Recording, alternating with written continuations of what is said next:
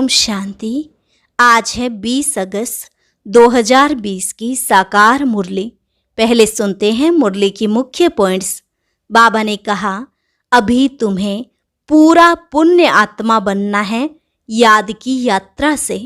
इस समय गफलत अच्छी नहीं है, श्रीमत पर जरूर चलना है। उसमें भी मुख्य बात है, एक तो याद की यात्रा में रहो, दूसरा काम महाशत्रु पर जीत पानी है।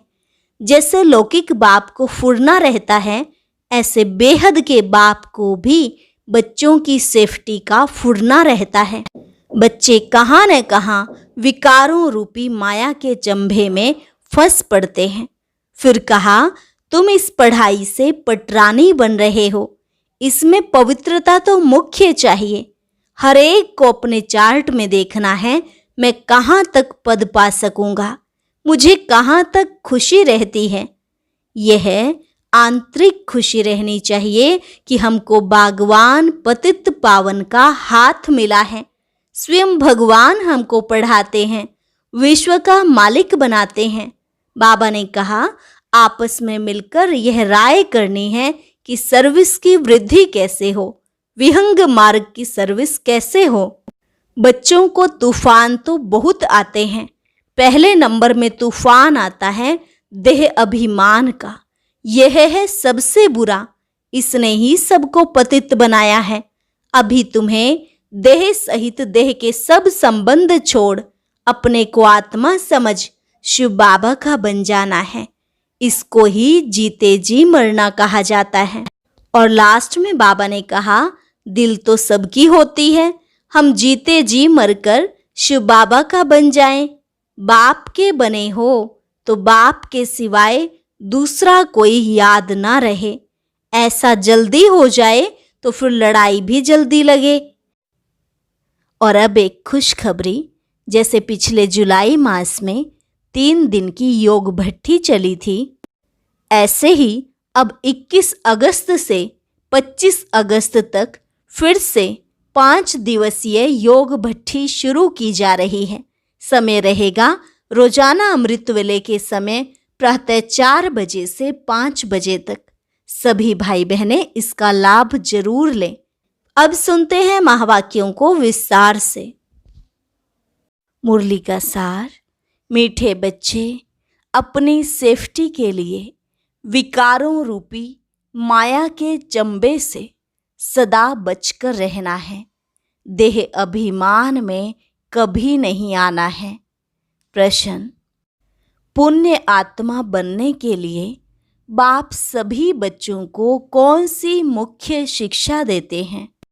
उत्तर, बाबा कहते, बच्चे पुण्य आत्मा बनना है तो श्रीमत पर सदा चलते रहो, याद की यात्रा में गफलत नहीं करो।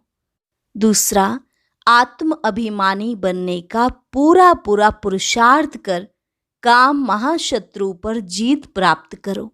यही समय है पुण्य आत्मा बन इस दुख धाम से पार सुख धाम में जाने का। ओम शांति। बाप ही रोज बच्चों से पूछते हैं, शिव बाबा के लिए ऐसे नहीं कहेंगे कि बचड़े वाल है। आत्माएं तो अनादि हैं ही, बाप भी हैं। इस समय जबकि बाप और दादा दोनों हैं, तब ही बच्चों की संभाल करनी होती है।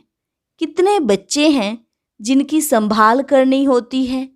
एक एक का पोता मेल रखना होता है। जैसे लौकिक बाप को भी फुरना रहता है ना, समझते हैं हमारा बच्चा भी इस ब्राह्मण कुल में आ जाए तो अच्छा है, हमारे बच्चे भी पवित्र बन पवित्र दुनिया में चले, कहाँ इस पुराने माया के नाले में बह ना जाए। बेहद के बाप को बच्चों का फुरना रहता है। कितने सेंटर्स हैं, किस बच्चे को कहाँ भेजना है जो सेफ्टी में रहें। आजकल सेफ्टी भी मुश्किल है। दुनिया में कोई भी सेफ्टी नहीं है।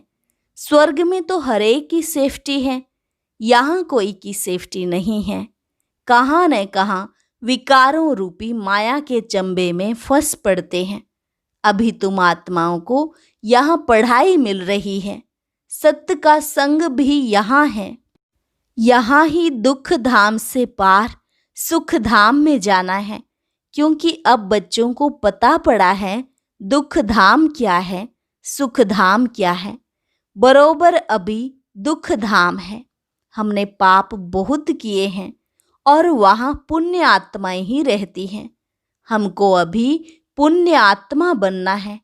अभी तुम हरेक अपने 84 जन्मों की हिस्ट्री ज्योग्राफी जान गए हो। दुनिया में कोई भी 84 जन्मों की हिस्ट्री ज्योग्राफी नहीं जानते। अभी बाप ने आकर सारी जीवन कहानी समझाई है। अभी तुम जानते हो हमें पूरा पुण्य आत्मा बनना है याद की यात्रा से। इसमें ही बहुत धोखा खाते हैं गफलत करने से। बाप कहते हैं इस समय गफलत अच्छी नहीं है, श्रीमत पर चलना है। उसमें भी मुख्य बात कहते हैं, एक तो याद की यात्रा में रहो, दूसरा काम महाशत्रु पर जीत पानी है। बाप को सब पुकारते हैं क्योंकि उनसे शांति और सुख का वर्षा मिलता है आत्माओं को। आगे देह अभिमानी थे तो कुछ पता नहीं पड़ता था। अभी बच्चों को आत्म अभिमानी बनाया जाता है।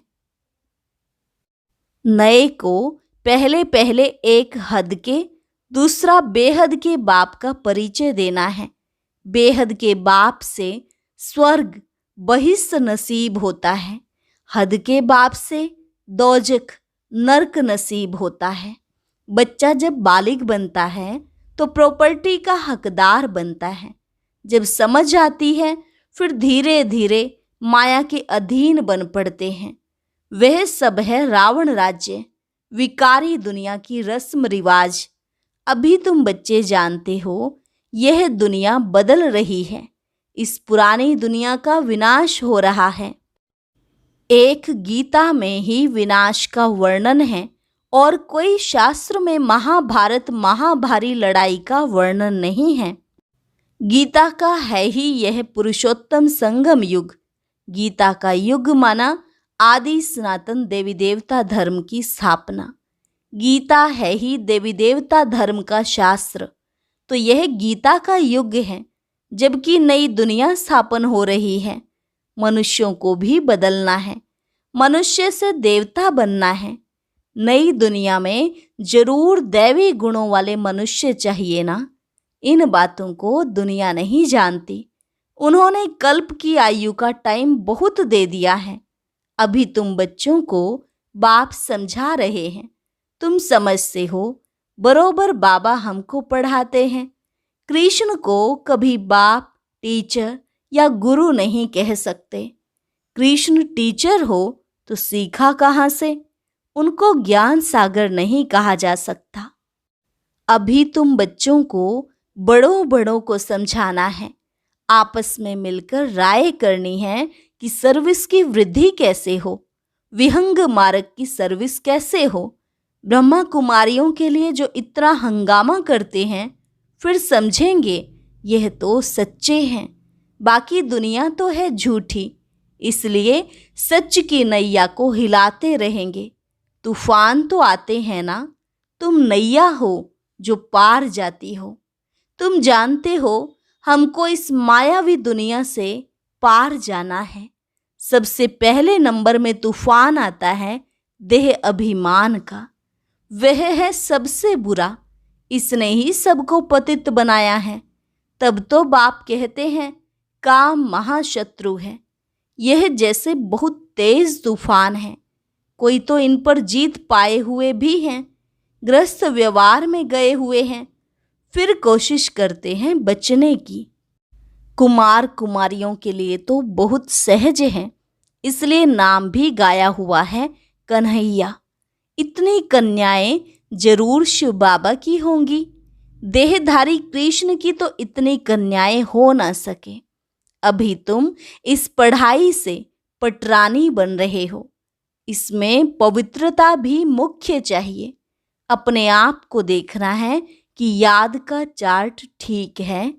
बाबा के पास कोई का 5 घंटे का, कोई का 2-3 घंटे का भी चार्ट आता है।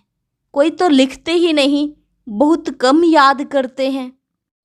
सबकी यात्रा एक रस हो न सके, अजुन ढेर बच्चे वृद्धि को पाएंगे। हर एक को अपना चार्ट देखना है, मैं कहाँ तक पद पा सकूंगा, कहाँ तक खुशी है। हमको सदैव खुशी क्यों नहीं होनी चाहिए, जबकि ऊंच ते ऊंच बाप के बने हैं। ड्रामानुसार तुमने भक्ति बहुत की है, भक्तों को फल देने के लिए ही बाप आया है। रावण राज्य में तो विकर्म होते ही हैं। तुम पुरुषार्थ करते हो सतो प्रधान दुनिया में जाने का। जो पूरा पुरुषार्थ नहीं करेंगे तो सतो में आएंगे। सब थोड़े ही इतना ज्ञान लेंगे, संदेश जरूर सुनेंगे, फिर कहाँ भी होंगे। इसलिए कोने कोने में जाना चाहिए। विलायत में भी मिशन जानी चाहिए, जैसे बौद्धियों की, क्रिश्चियंस की यहाँ मिशन है ना। दूसरे धर्म वालों को अपने धर्म में लाने की मिशन होती है। तुम समझाते हो कि हम असल में देवी देवता धर्म के थे, अब हिंदू धर्म के बन गए हैं। तुम्हारे पास बहुत करके हिंदू धर्म वाले ही आएंगे। उनमें भी जो शिव के देवताओं के पुजारी होंगे वह आएंगे। जैसे बाबा ने कहा राजाओं की सेवा करो, वह अक्सर करके देवताओं के पुजारी होते हैं। उन्हों के घर में मंदिर रहते हैं, उन्हों का भी कल्याण करना है। तुम भी समझो, हम बाप के साथ दूर देश से आए हैं। बाप आए ही हैं नई दुनिया स्थापन करने। तुम भी कर रहे हो। जो स्थापना करेंगे वह पालना भी करेंगे। अंदर में नशा रहना चाहिए। हम शिव बाबा के साथ आए हैं दैवी राज्य स्थापन करने, सारे विश्व को स्वर्ग बनाने। आश्चर्य लगता है इस देश में क्या क्या करते रहते हैं। पूजा कैसे करते हैं? नवरात्रि में देवियों की पूजा होती है ना। रात्रि है तो दिन भी है। तुम्हारा एक गीत भी है ना, क्या कौतक देखा। मिट्टी का पुतला बनाए श्रृंगार कर उसकी पूजा करते हैं। उनसे फिर दिल इतनी लग जाती है, जो जब डुबोने जाते हैं तो रो पड़ते हैं। मनुष्य जब मरते हैं तो अर्थी को भी ले जाते हैं, हरि बोल कर डुबो देते हैं। जाते तो बहुत है ना, नदी तो सदैव है। तुम जानते हो यह जमुना का कंठा था जहाँ रास विलास आदि करते थे। वहाँ तो बड़े बड़े महल होते हैं, तुमको ही जाकर बनाने हैं। जब कोई बड़ा इम्तिहान पास करते हैं तो उनकी बुद्धि में चलता है, पास होकर फिर यह करेंगे, मकान बनाएंगे। तुम बच्चों को भी ख्याल रखना है, हम देवता बनते हैं। अब हम अपने घर जाएंगे। घर को याद कर खुश होना चाहिए। मनुष्य मुसाफिरी कर घर लौटते हैं तो खुशी होती है। हम अब घर जाते हैं जहाँ जन्म हुआ था। हम आत्माओं का भी घर है, मूल वतन। कितनी खुशी होती है। मनुष्य इतनी भक्ति करते ही हैं मुक्ति के लिए, परंतु ड्रामा में पार्ट ऐसा है जो वापस जाने का कोई को मिलता नहीं है। तुम जानते हो उन्हों को आधा कल्प पार्ट जरूर बजाना है। हमारे अब 84 जन्म पूरे होते हैं, अब वापस जाना है और फिर राजधानी में आएंगे। बस घर और राजधानी याद है। यहाँ बैठे भी कोई कोई को अपने कारखाने आदि याद रहते हैं। जैसे देखो बिड़ला है, कितने उनके कारखाने आदि हैं। सारा दिन उनको ख्यालात रहती होगी। उनको कहे बाबा को याद करो तो कितनी उनको अटक पड़ेगी। घड़ी घड़ी धंधा याद आता रहेगा।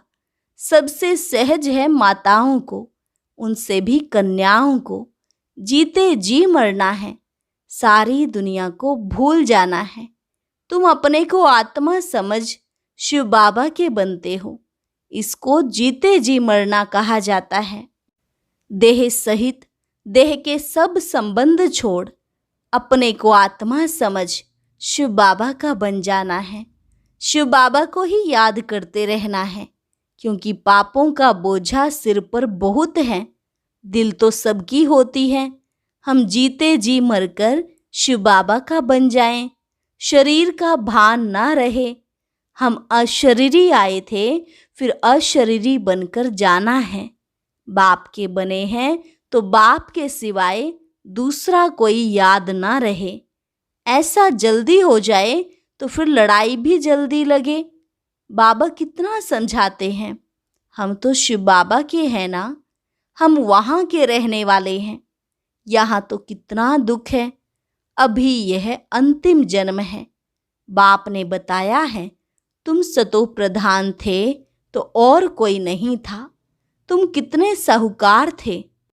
भल इस समय पैसे कौड़ी हैं, परंतु यह तो कुछ है नहीं, कौड़ियाँ हैं। यह सब अल्पकाल के सुख के लिए है। बाप ने समझाया है, पास्ट में दान पुण्य किया है तो पैसा भी बहुत मिलता है, फिर दान करते हैं। परंतु यह है एक जन्म की बात। यहाँ तो जन्म जन्मांतर के लिए साहूकार बनते हैं। जितना बड़ा कहावना उतना बड़ा दुख पाना। जिनको बहुत धन है वह फिर बहुत फंसे हुए हैं, कभी ठहर ना सके। कोई साधारण गरीब ही सरेंडर होंगे, साहूकार कभी नहीं होंगे। वह कमाते ही हैं पुत्र पोत्रों के लिए कि हमारा कुल चलता रहे। खुद उस घर में नहीं आने वाले हैं, पुत्र पोत्रे आए जिन्होंने अच्छे कर्म किए हैं।